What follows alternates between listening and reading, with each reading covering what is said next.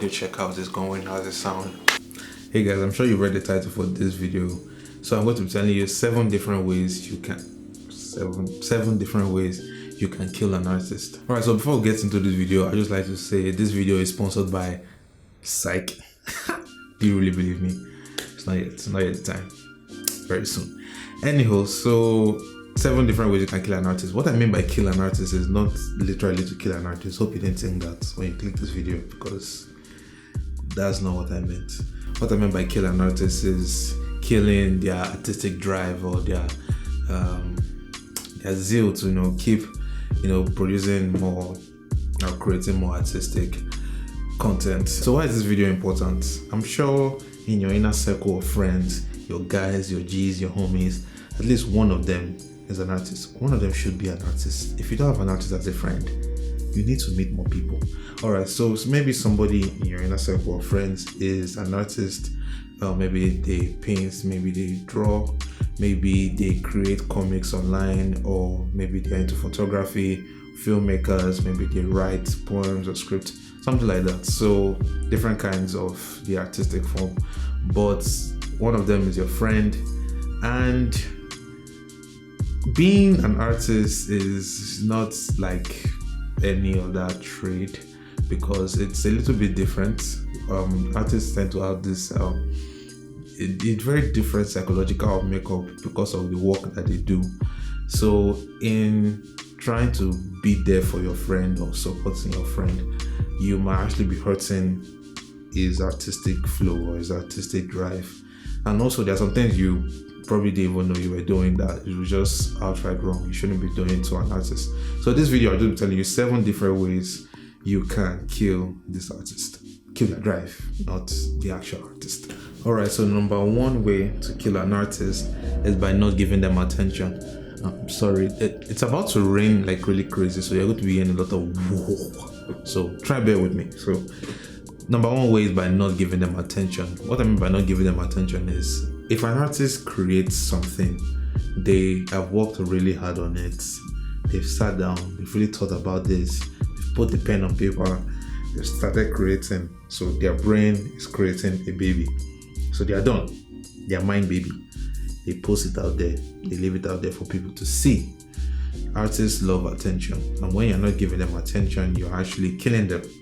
So one way you might not be giving them attention is by not hitting the like button, or maybe you didn't leave a comment or something.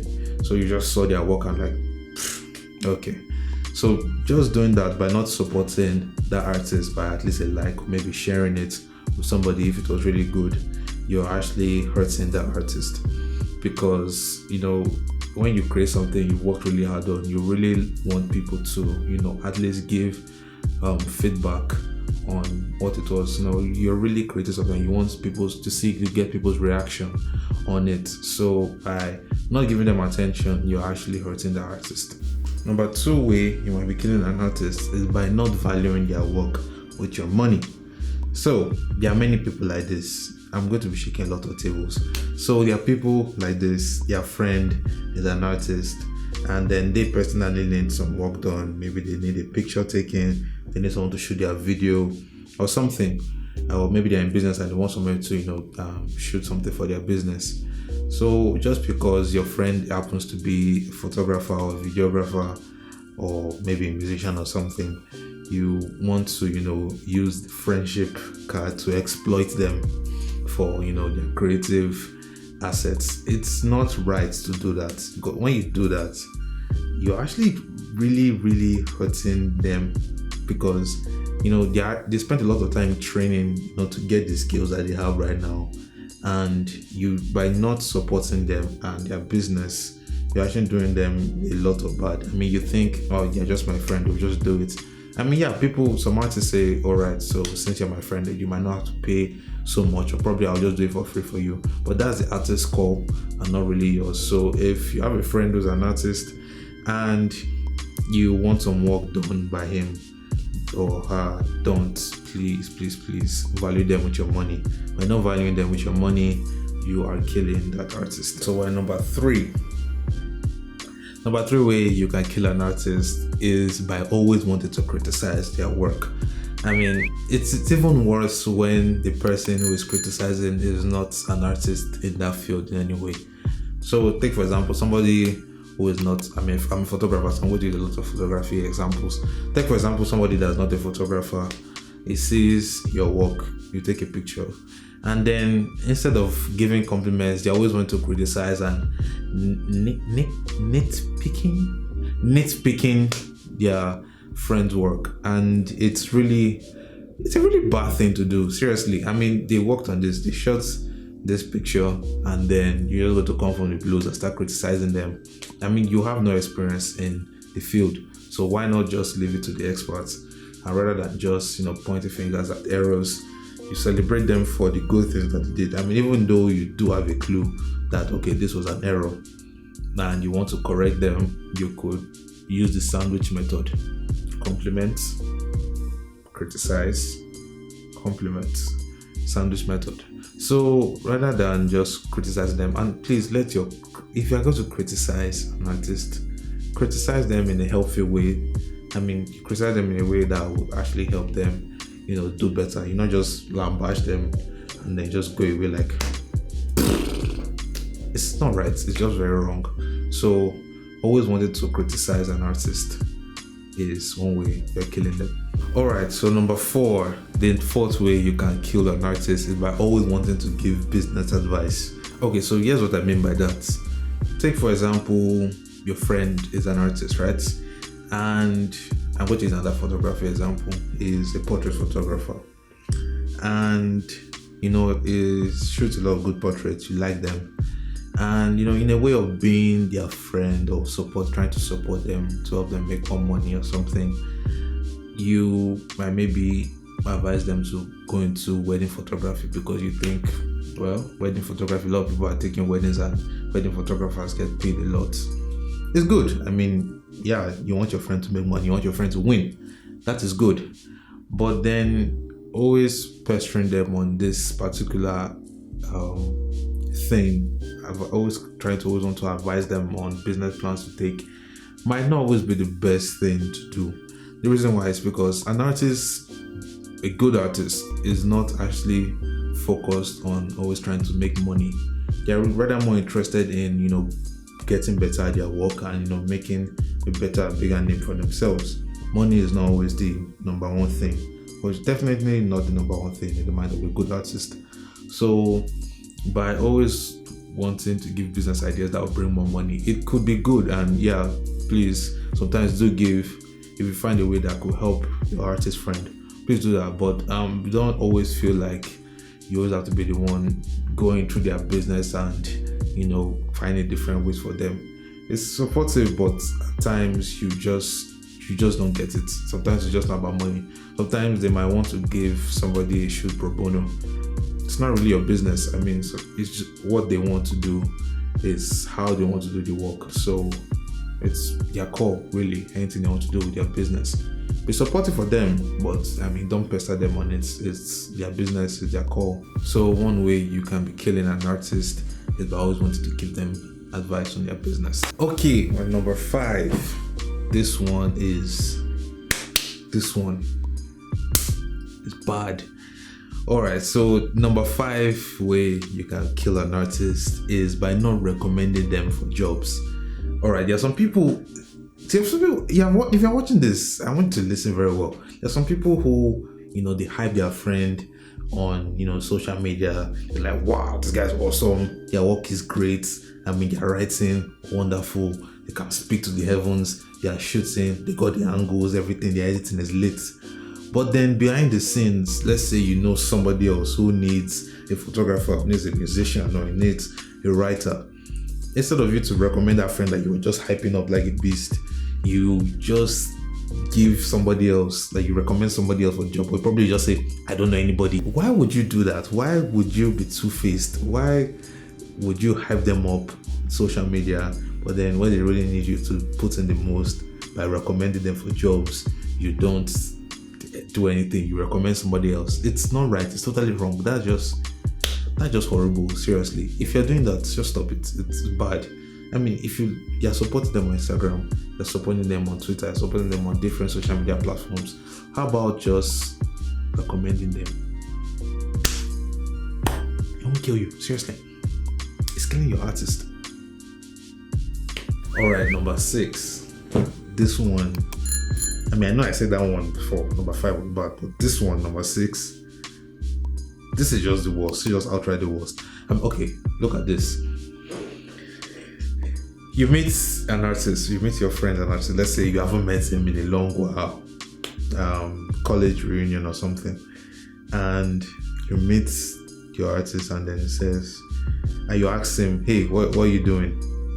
And then they go, "Oh, I'm a writer, or I'm a photographer, or I'm a YouTuber, or I'm a musician."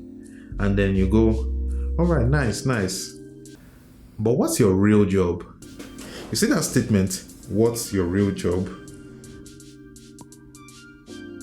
What? Seriously, it's the 21st century. Artists make good money from these jobs that you think are just hobbies.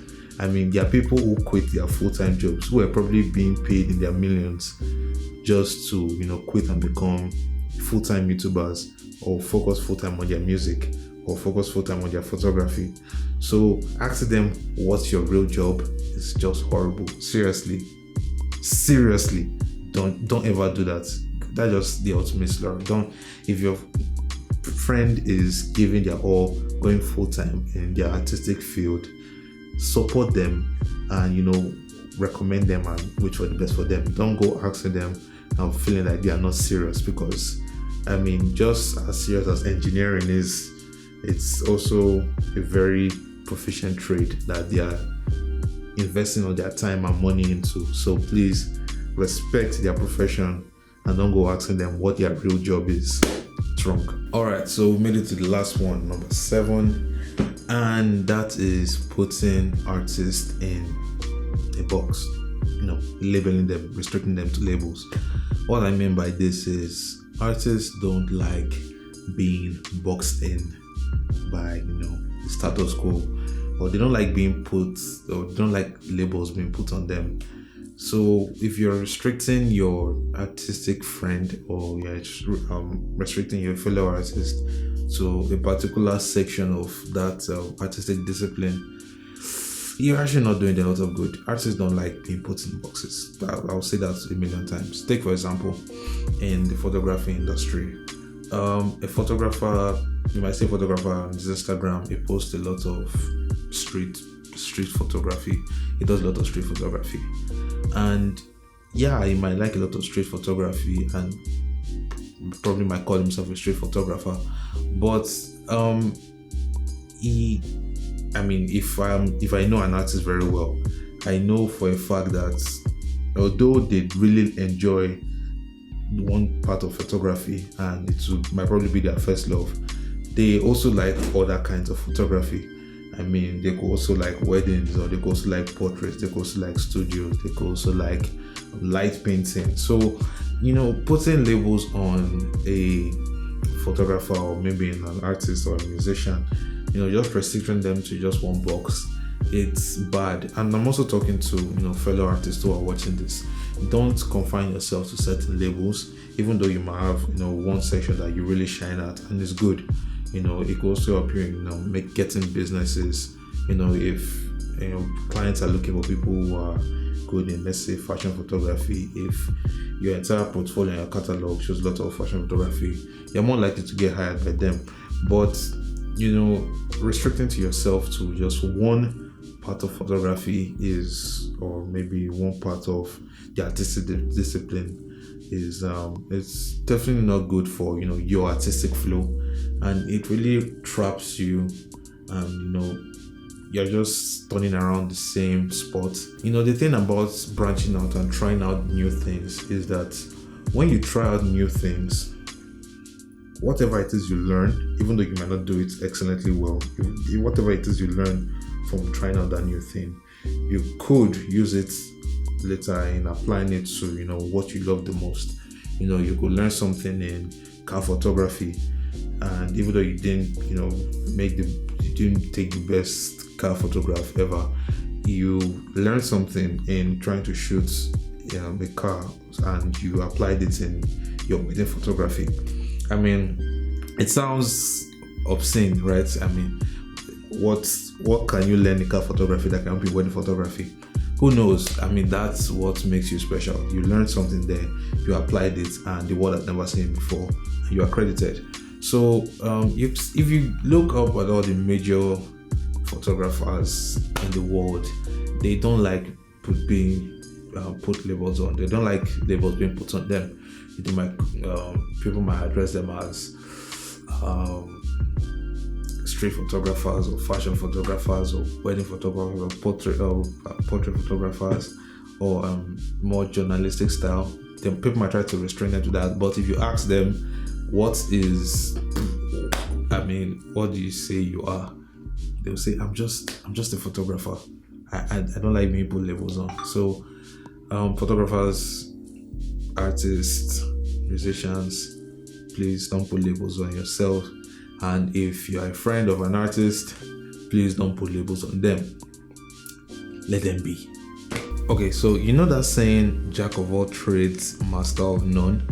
Apparently, that saying is incomplete. The full saying is, jack of all trades is a master of none, but sometimes better off than a master of one. So you see, versatility could be really good for you. So don't hold yourself back. Try new things. Alright, so concerning this last tip I just gave, if you're an artist and you're trying to, try to organize your portfolio so you can get more businesses and you can book more clients, you can get more clients. Well, what you can do is, your original Instagram page, you can put, everything, every kind of photography that you love, just drop everything there. But then you could create a separate Instagram page, or you create a separate social media page that is devoted to just, that particular style of photography that you want to get booked in. So take, for example, you love every kind of photography, so you just dump that on your normal page. Then, for your wedding photographs, you can open a new Instagram page, and then right there you just put only your wedding photographs. That's a good way you can, clients can reference just your wedding photographs. Another way is by also opening a website. So if you open a website, you can organize that website in a way that, people can check out just your wedding photographs or your fashion photographs or your street photographs.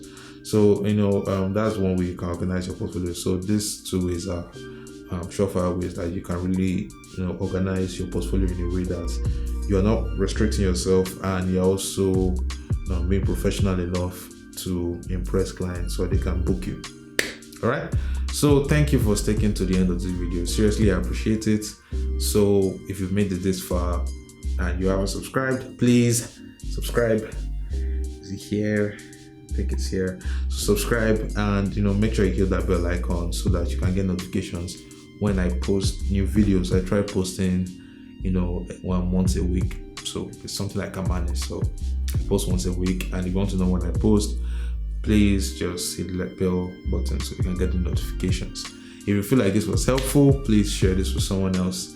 I really appreciate that. Follow me on Instagram at Bakery Imaginations, and you can also follow me on TikTok too. I'm TikToking now.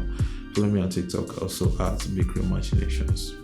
All right, that being said and done, I will see you guys next week.